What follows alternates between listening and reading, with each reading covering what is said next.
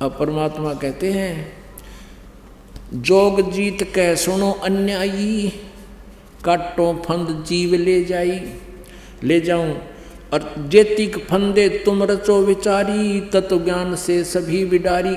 जितना भी तुम अज्ञान फैलाओगा तत्व ज्ञान से सबका नाश कर दूंगा उस अज्ञान का। जौन जीव हम शब्द दृढ़ावे, फंद तुम्हारा सकल मुक्तावे। निश्चय कर परवाह ना पावे, पुरुष नाम ते ही देऊं चिन्हावे। ताके निकट काल नहीं आवे, संधि देखता को शरणावे। धर्म राय उठ शीस नवायो, तब हम संसार सिधायो। जब हम देखा धर्म सकाना, तब हम वहाँ से किया पियाना। कहे कबीर सुन धर्मनि नागर, तब हम आ गए भवसागर। अब ये प्रसंग आगे बताया है कि फिर हम इसके पास आए, ब्रह्मा के पास आए, फिर हम विष्णु के पास आए, फिर हम शिव के पास आए। लेकिन काल के अज्ञान के कारण, काल प्रभाव से इन्होंने हमारी बात को सुना अवश्य, लेकिन स्वीकारा नहीं। तीनों देवताओं ने, ब्रह्मा जी, विष्णु जी, शिव जी ने। कबीर साहब कहते हैं हम बैरागी ब्रह्मपद सन्यासी महादेव, सो हम मंत्र दिया शिव जी को, वो करे हमारी सेव। परमात्मा कहते हैं ब्रह्मा को भी हमने ही बताया था कि इस ओम मंत्र का जाप कर तू, क्योंकि ये भी मालिक के बच्चे हैं। परमात्मा ने तो अपने सारे बच्चे एक जैसे होते हैं। और विष्णु जी को भी परमात्मा ने हरियम नाम दिया था, जिसका वो स्वयं भी जाप करते हैं। लक्ष्मी जी भी इसका जाप करती हैं। इसलिए दिया था कि इनकी थोड़ी बहुत बैटरी चार्ज होती रहेगी। और शिव जी को परमात्मा ने ये सोहम मंत्र दिया था। अपनात्मा परमात्मा ने जो जड़ी बनाकर आपको 7 मंत्रों की दी है, उसका एक विशेष लाभ होगा। उसके बाद फिर आपको सतनाम दिया है। सतनाम जिसको मिल जाएगा, उसके बाद फिर जब आप सारनाम के योग्य हो जाओगे, सारनाम दिया जाएगा। फिर आपके मोक्ष में संशय नहीं रहेगी, लेकिन रहना पड़ेगा मर्यादा में अंतिम श्वास तक।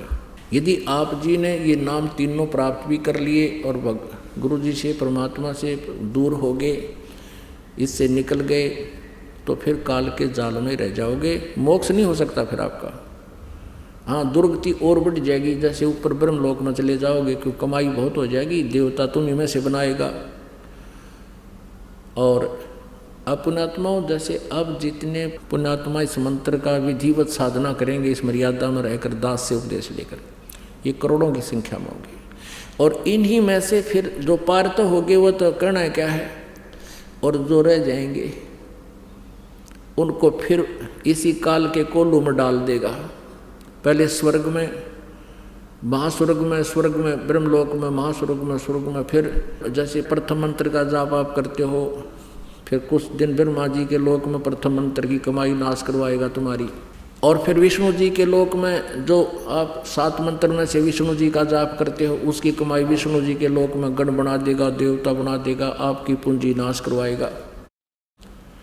फिर शिव जी का जो जाप आप करते हो 7 मंत्रों में, प्रथम मंत्र में जो एक नाम है, उसकी कमाई शिवलोक के अंदर आपकी बर्बाद करवा देगा। उसके बाद सतनाम में जो प्रथम मंत्र ओम है, उसकी ब्रह्मलोक के अंदर वहाँ देवता बना देगा। वहाँ नकली सतलोक, अलखलोक, अगमलोक, अनामी लोक भी बना रखे हैं इसने, और वहाँ ओम नाम के मंत्र की कमाई वहाँ नाश करवा देगा।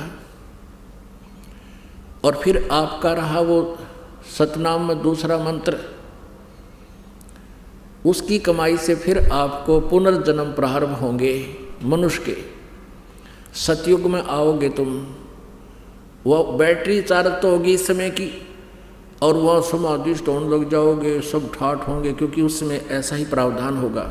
अच्छी आत्माओं के कारण परमात्मा के आदेश से काल यहाँ बहुत अच्छी व्यवस्था कर देता है। बहुत बढ़िया फलदार वृक्ष होंगे, लाखों वर्ष की आयु होगी, और फिर भगवान की जरूरत है कोई ना। लेकिन पिछले संस्कार से आत्मा जरूर मालिक को चाहेगी, डले डुआ होगा आपसे, हैं, समाधि डुआ देगा। जैसे ब्रह्मा को कहा था तप करो तप करो, ब्रह्मा तप करने पर डले डोन पर ला दिया। अब ब्रह्मा जी से ही लेकर ज्ञान सभी ऋषि लागे, ये डले डोन समाधि स्टोन लागे। फिर अंदर समाधि, समाधि क्या है कि अंदर टेलीविजन टाइप है ये शरीर, इस जो सा भी कमल चैनल आपका ऑन हो गया, उसमें हो रहे कार्यक्रम आप देखते रहोगे और जीवन व्यर्थ कर जाओगे। This is meditation. ये यूजलेस है, ये बर्बाद करने वाला है। तो ऐसे सतयुग बर्बाद करवा देगा, फिर पुनः क्षीण हो जाएंगे, फिर त्रेता युग में तुम्हें आना होगा, फिर और आपके पुण्य नष्ट होते जाएंगे, फिर द्वापर में फिर वही अच्छी आत्माएं हैं जो आज तक परमात्मा की चाह है इनको, अब कलयुग में आएंगे। अब पुण्य तो सतयुग त्रेता द्वापर में तुम्हारे नष्ट हो लिए। शास्त्र अनुकूल साधना तुम्हारे पास है नहीं। आप पर जो आपदाएं अब प्रारंभ होगी उनका कोई निवारण आपकी उन साधनाओं से नहीं हो सकता जो तुम कर रहे थे किसी भी धर्म या पंथ में। और अब परमात्मा ने ये समय इसलिए निर्धारित किया था, काल ने तो सोचा था कि मैं ऐसा बिगाड़ दूंगा इनको, ये भगवान बजाय नहीं गए। मालिक को पता था कि ये मेरा कलयुग में ठहावेंगे, बीच में ये मेरी नहीं सुनेंगे। आते रहे प्रभु, अपना ज्ञान देते रहे, क्योंकि उनका नियम है।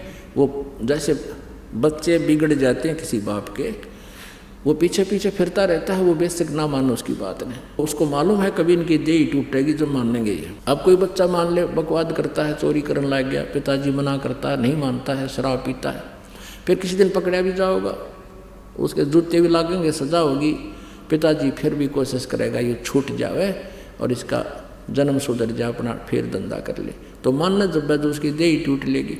तो अब हमारी देह टूट ली, अब कलयुग में हम आ लिए, सब पर आपदाएं आ रही हैं, पिछले पुण्य रहे को ना। जो साधना हम कर रहे हैं वो शास्त्र विरुद्ध है, उसका कोई लाभ नहीं।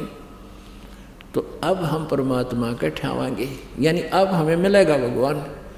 और इसलिए दाता ने ये समय दिया था कि ले तू कर ले जो तने करना है, और जब कलयुग आओगा जब मैं आप देख लूँगा। अब इसने तो चाल चाली थी कि पहले अपने दूत भेज कर भ्रमित करवा दूंगा। परमात्मा ने चाल चाली थी कि पहले इसके दूत आकर वो एंड बैंड उआ वाई बोल लेंगे, वो बकवाद बता देंगे सब, और फिर मैं शास्त्र अनुकूल साधना और सत्य ज्ञान सब समझाऊंगा। ये पुण्यात्मा शिक्षित होंगी, सदग्रंथों को देखकर उन अज्ञानियों से अपने आप भाग आऊंगी मेरे पास। और ज्ञान सब ज्ञानड़ी, कबीर ज्ञान सो ज्ञान, जैसे घोड़ा तोब का इब करता चले मैदान। अब परमात्मा का विज्ञान मैदान करेगा और सबका अज्ञान अंधेरा हट जाएगा और सभी पुण्यात्माएं परमात्मा के पास आएंगी। जिन सुखों को आप ढूंढ रहे हो यहाँ आपको फ्री में मिलेंगे। आपकी आपदाएं टलेंगी, आपके प्रारब्ध के पाप नाश होकर के आपके पुण्य प्रफलित होंगे और आपको भगवान मिलेगा। बोलो सतगुरुदेव।